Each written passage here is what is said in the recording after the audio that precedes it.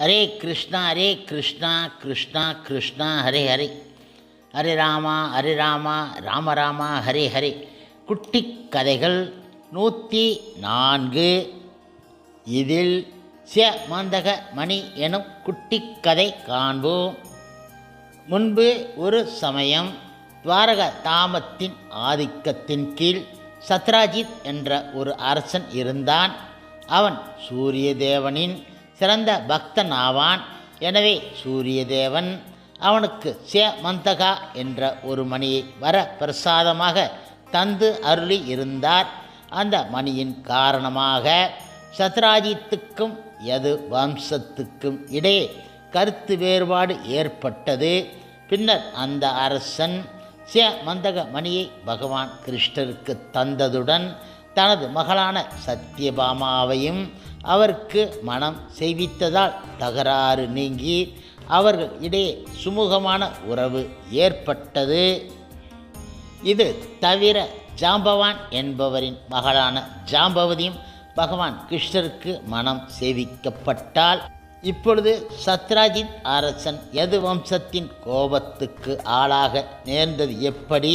பின்னர் அவன் எவ்வாறு தனது தவறை உணர்ந்து தன் மகளையும் மந்தக மணியையும் முழுமுதற் கடவுள் மற்றும் பரம புருஷ பகவான் ஸ்ரீ கிருஷ்ணருக்கு அளித்தான் என்பது இங்கு விவரிக்கப்படுகின்றது. சூரிய தேவனின் பெரும் பக்தனான சத்ராஜித் நாள் அடைவில் அவருடன் நெருங்கிய நட்புறவு கொண்டான்.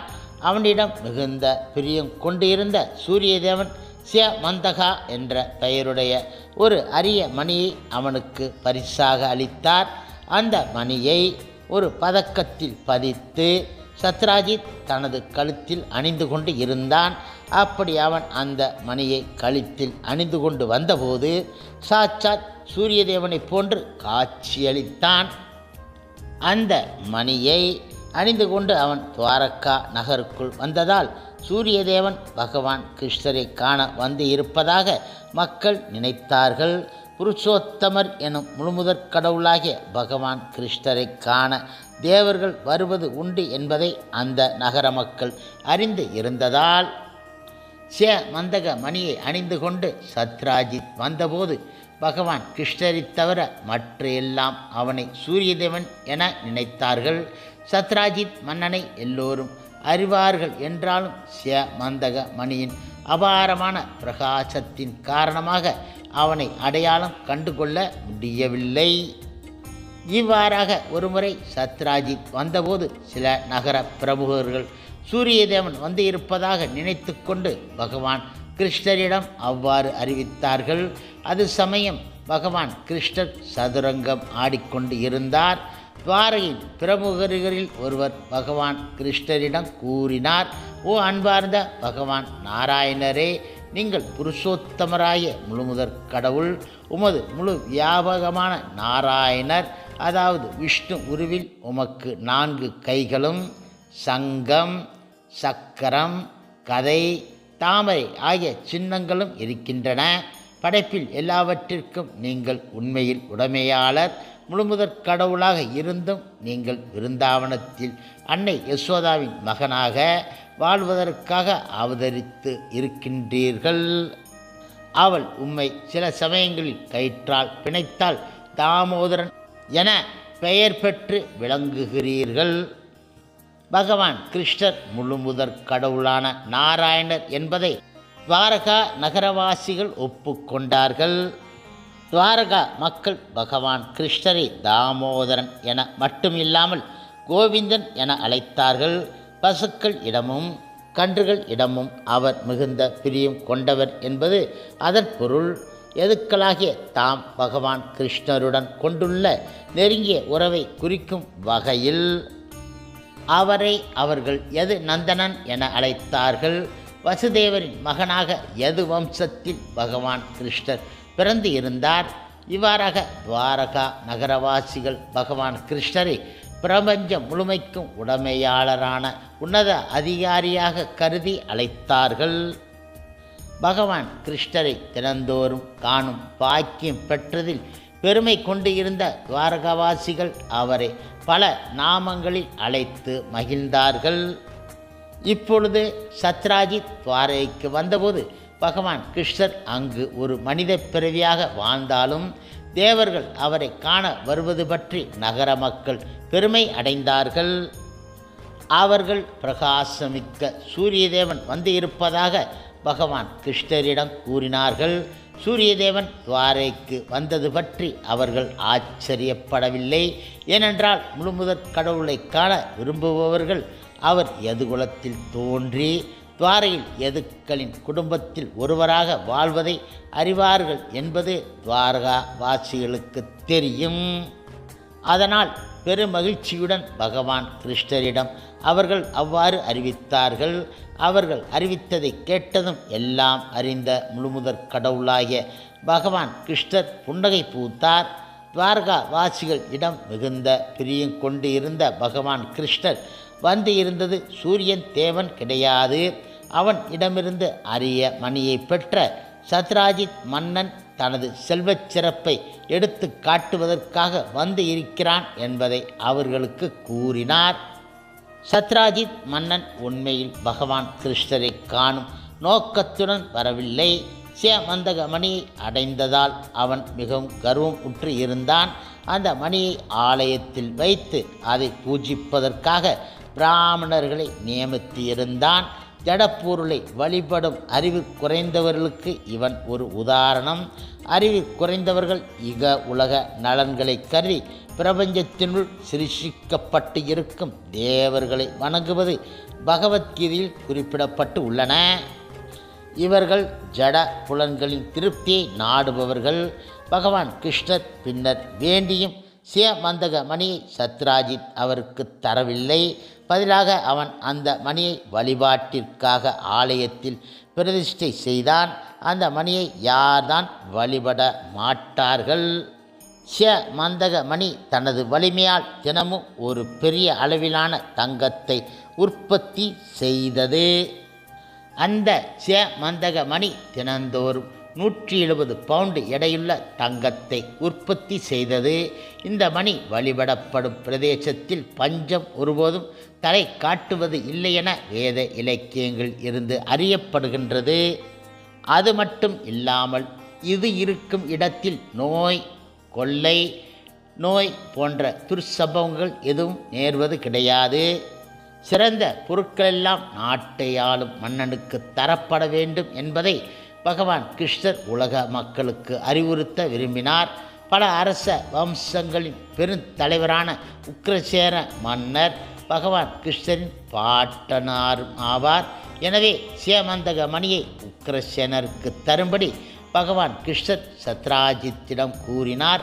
ஆனால் தேவர்களை வழிபடுபவனான சத்ராஜித் பொருளாசை கொண்டவன் ஆதலால் பகவான் கிருஷ்ணரின் வேண்டுகோளை நிராகரித்து விட்டான். மந்தக மணியை வழிபட்டு தினமும் 170 பவுண்டு தங்கத்தை அடைவது மேல் என கருதினான். இவ்வளவு பெரிய அளவில் தங்கத்தை அடைவதில் அக்கறை கொண்டுள்ள உலகாயுதவாதிகள் பகவான் கிருஷ்ண உணர்வை பற்றி நினைக்க மாட்டார்கள். எனவே கிருஷ்ணர் தன் தனிப்பட்ட கருணை ஒருவனுக்கு காட்ட நினைக்கும்போது அவனின் லௌகீக உடைமைகளை அவன் இடமிருந்து பறித்து கொண்டு அவனை பெரும் பக்தனாக்குகிறார். பகவான் கிருஷ்ணரின் கட்டளைக்கு கீழ்ப்படிய சத்ராஜித் விரும்ப கிடையாது. எனவே அவன் மந்தக மணியை உக்கிரசேனர் இடம் தராமல் இருந்தான். இந்த நிகழ்ச்சிக்கு பிறகு சத்ராஜித்தின் இளைய சகோதரன் தனது குடும்பத்தின் செல்வ சிறப்பை விளம்பரப்படுத்துவதற்காக மந்தக மணியை எடுத்து தனது கழுத்தில் அணிந்து கொண்டு குதிரையின் மேல் அமர்ந்து பவனி வந்தான். அந்த மணியை அணிந்தபடி அவன் ஒரு காட்டிற்குள் சென்றபோது ஒரு சிங்கம் அவனை தாக்கி அவனையும் அவனது குதிரையும் கொன்று மந்தக மணியை தன் குகைக்கு எடுத்துச் சென்று விட்டது. இந்த செய்தி குரில்லாக்களின் அரசனான ஜாம்பவானுக்கு எட்டிய போது அவன் அந்த சிங்கத்தை அதன் குகையில் கொன்று மணியை அபகரித்து சென்றான். ராமச்சந்திர பகவானின் காலத்தில் இருந்தே ஜாம்பவான் பகவான் நாராயணரின் பெரும் பக்தனாக இருந்ததால் அந்த மணியை ஒரு பொருட்டாக கருதாமல் அதை தன் இளம் மகனுக்கு விளையாடுவதற்கு கொடுத்தான்.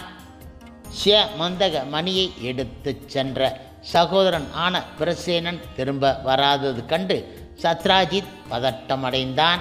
பிரசேனன் ஒரு சிங்கத்தால் கொல்லப்பட்டதும் சிங்கத்தை ஜாம்பவான் கொன்றதும் சத்ராஜித்துக்கு தெரியாது. மணியை கிருஷ்ணரிடம் தராததால் கிருஷ்ணர் பிரசேனனை கொன்று மணியை அபகரித்து இருக்கலாம் என சத்ராஜித் நினைத்தான். இந்த கருத்து வதந்தியாக உருப்பெற்று துவாரகையில் பரவலாயிற்று. பகவான் கிருஷ்ணர் பிரசேனனை கொன்று மந்தகமணியை அபகரித்தார் என வதந்தி காட்டுத்தீயை போல் எங்கும் பரவியது. இவ்வாறாக தனது பெயர் கெடுவதை பகவான் கிருஷ்ணர் விரும்ப கிடையாது. எனவே துவாரகா வாசிகளில் சிலரை தம்முடன் அழைத்து கொண்டு காட்டிற்குள் சென்று மந்தகமணியை கண்டுபிடிப்பதென பகவான் கிருஷ்ணர் முடிவு செய்தார். துவாரகையின் சில பிரமுகர்கள் உடன் பிரசேனனை தேட அவர் சென்றபோது அவன் சிங்கத்தால் கொல்லப்பட்டு கிடந்ததை அவர்கள் கண்டார்கள். பின்னர் ருக்ஷா என்று அழைக்கப்பட்ட ஜாம்பவானால் கொல்லப்பட்ட சிங்கத்தையும் கிருஷ்ணர் கண்டார். எந்த ஒரு ஆயுதத்தின் உதவி இல்லாமல் கைகளால் ருக்ஷன் சிங்கத்தை கொன்று இருப்பதை அவர்கள் கண்டார்கள். பின்னர் பகவான் கிருஷ்ணரும் துவாரகா வாசிகளும் ருக்ஷனின் இருப்பிடத்திற்கு செல்லும் ஒரு நீண்ட சுரங்கப்பாதையை கண்டார்கள். சுரங்கப்பாதையில் செல்ல தம்முடன் வந்த துவாரகாவாசிகள் அஞ்சுவார்கள் என்று அறிந்த கிருஷ்ணர் அவர்களை வெளியில் இருக்க கூறிவிட்டு தான் மட்டும் அந்த இருண்ட சுரங்கப்பாதைக்குள் ஜாம்பவானான ருக்ஷனை காண சென்றார். அங்கு ஜாம்பவானின் சிறு குழந்தையிடம் மந்தகமணி இருப்பதைக் கண்ட பகவான் கிருஷ்ணர் அவன் இடமிருந்து அதை பெறுவதற்காக அவன் முன் சென்று நின்றார். குழந்தையுடன் இருந்த செவிலி பகவான் கிருஷ்ணரை கண்டு பயந்து மணியை அவர் குழந்தையிடமிருந்து பறித்து விடுவாரென அஞ்சி கூக்குரல் இடல். ஆனால் செவிலியின் ஓலத்தை கேட்ட ஜாம்பவான் கோபத்துடன் அங்கு தோன்றினான். ஜாம்பவான் பகவானாய கிருஷ்ணன் பெரும் பக்தன். ஆனாலும் கோபத்தின் காரணமாக அவரை அடையாளம் காண தவறிவிட்டான். இந்த சந்தர்ப்பத்தில் ஆன்மீக தளத்திற்கு உயர்வதற்கு ஒருவன் கோபம், லோபம், காமம் ஆகியவற்றை ஒழிக்க வேண்டுமென பகவத்கீதையில் கிருஷ்ணர் அர்ஜுனனுக்கு உபதேசித்தது நினைவு கூறத்தக்கதாகும். தனது எஜமானரான கிருஷ்ணர் தன் முன் நிற்பதை உணராத ஜாம்பவான் அவரை போருக்கு அழைத்தான். அவர்கள் இடையே பெரும் யுத்தம் நடந்தது. 2 பேரும் கழுகுகளைப் போல் மோதிக்கொண்டார்கள். பகவான் கிருஷ்ணரும் ஜாம்பவானும் முதலில் ஆயுதங்களை கொண்டும் பின்னர் கற்களாலும் அதன் பின் பெரிய மரங்களை பிடுங்கியும் பின்னர் முஷ்டிகளாலும் தாக்கி அடித்தார்கள். அடிகள் இடிகளைப் போல் விழுந்தன. ஒருவர் மற்றவர்களை வெற்றி காண முனைந்தார்கள். போர் பல நாட்கள் நீடித்தது. பகலிலும் இரவிலும் ஓய்வு இல்லாமல் நடைபெற்றது. இவ்வாறாக அவர்கள் 28 நாட்கள் போர் செய்தார்கள். ஜாம்பவான் அந்த காலத்திய வீரர்களில் சிறந்தவனாக இருந்தாலும் ஸ்ரீ கிருஷ்ணரின் முஷ்டிகளால் அவன் தொடர்ந்து தாக்கப்பட்டதால் அங்கங்கள் தளர்ந்து பலகீனம் அடைந்து விட்டான். களைப்படைந்து உடல் முழுவதும் வியர்வை நனைந்தபோது ஜாம்பவான் ஆச்சரியம் அடைந்தான். தன்னை பலன் இழக்கச் செய்யக்கூடிய எதிரி யாராக இருக்கலாமென அவன் நினைத்து வியந்தான். அமானுஷ்யமான உடல் பலம் பெற்றிருந்த ஜாம்பவான் தன்னை பலம் இழக்கச் செய்தது முழுமுதற் கடவுளும் தனது வந்தனைக்குரிய பகவானாகவே இருக்க வேண்டுமென கருதினான்.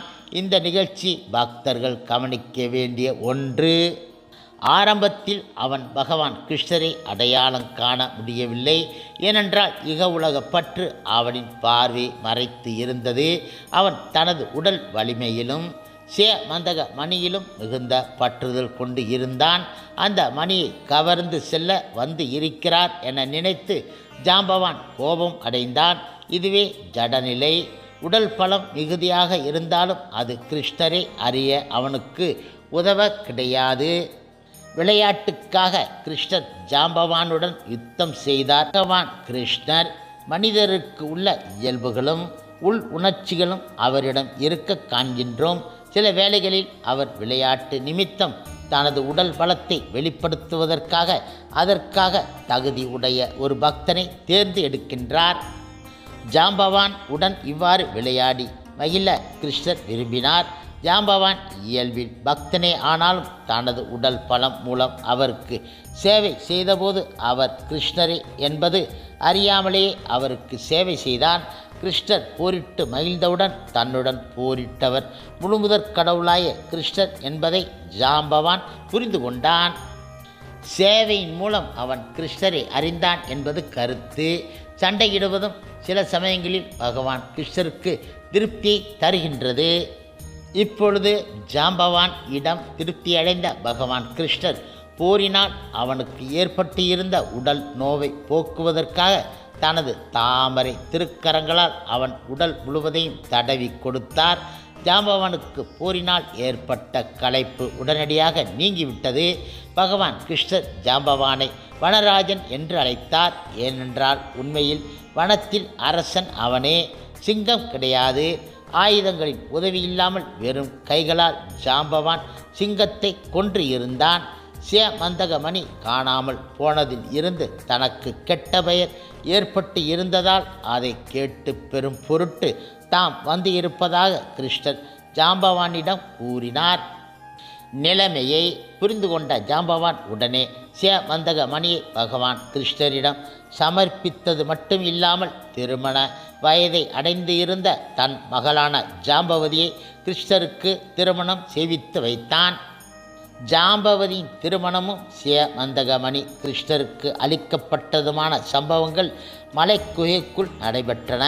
கிருஷ்ணருக்கும் ஜாம்பவானுக்கும் இடையிலான போர் 28 நாட்கள் நடைபெற்றாலும் துவாரகவாசிகள் 12 நாட்கள் வரை சுரங்க பாதைக்கு வெளியே காத்திருந்து பின் ஏதோ அசம்பாவிதம் நடந்து விட்டதென முடிவு செய்து மன வருத்தத்துடன் நகருக்கு திரும்பி சென்று விட்டார்கள்.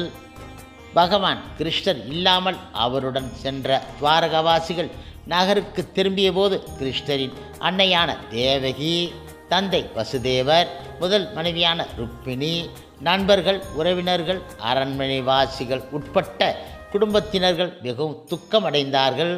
கிருஷ்ணரிடம் அவர்களுக்கு இருந்த இயல்பான அன்பின் காரணமாக அவரின் மறைவுக்கு காரணமான சத்ராஜித்தை எல்லோரும் சபித்தார்கள்.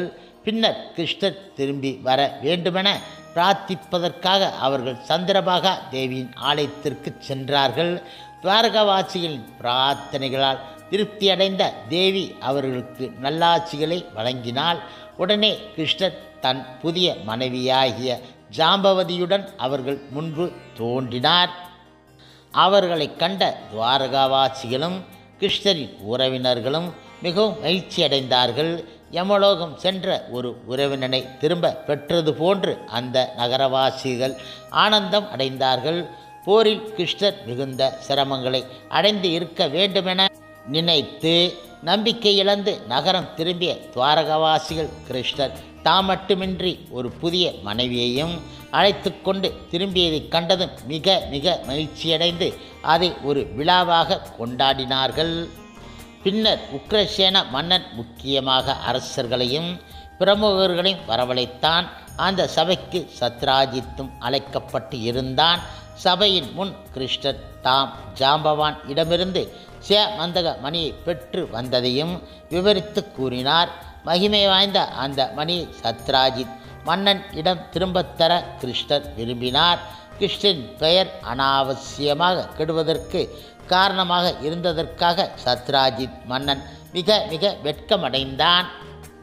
மணியை கையில் பெற்றுக்கொண்டு அவன் மன்னர்களும் பிரமுகர்களும் அமர்ந்திருந்த சபையின் முன் தலை குனிந்தபடி நின்று இருந்து பின் எதுவும் பேசாமல் சபையில் இருந்து வெளியேறிவிட்டான். பின்னர் அவன் கிருஷ்ணருக்கு அவப்பெயர் வரும்படியாக நடந்து கொண்டதற்கு பரிகாரமாக என்ன செய்யலாம் என்பது பற்றி சிந்திக்கல் ஆனான். பகவான் கிருஷ்ணருக்கு எதிராக தான் பெருந்தவறு செய்துவிட்டதை உணர்ந்த சத்ராஜித் என்ன நடவடிக்கை எடுத்தால் மீண்டும் கிருஷ்ணரின் அன்பை பெற முடியும் என எண்ணமிட்டான்.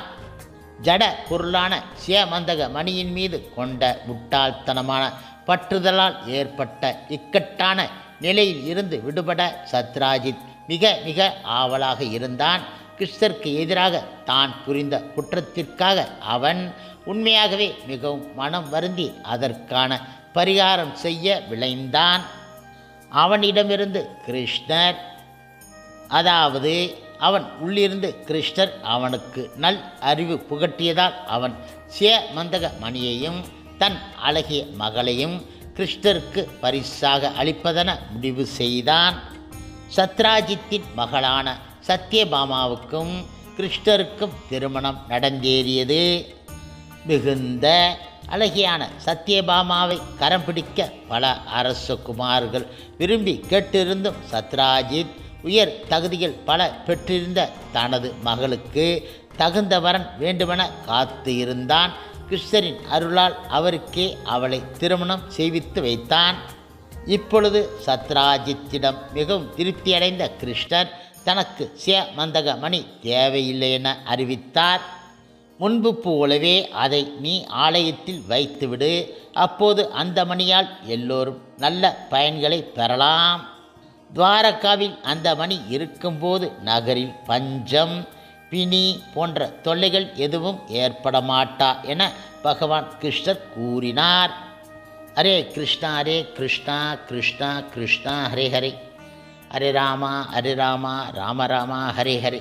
சில பிரபுபாதரின் சேவையில் இஸ்கான் பக்தர்கள்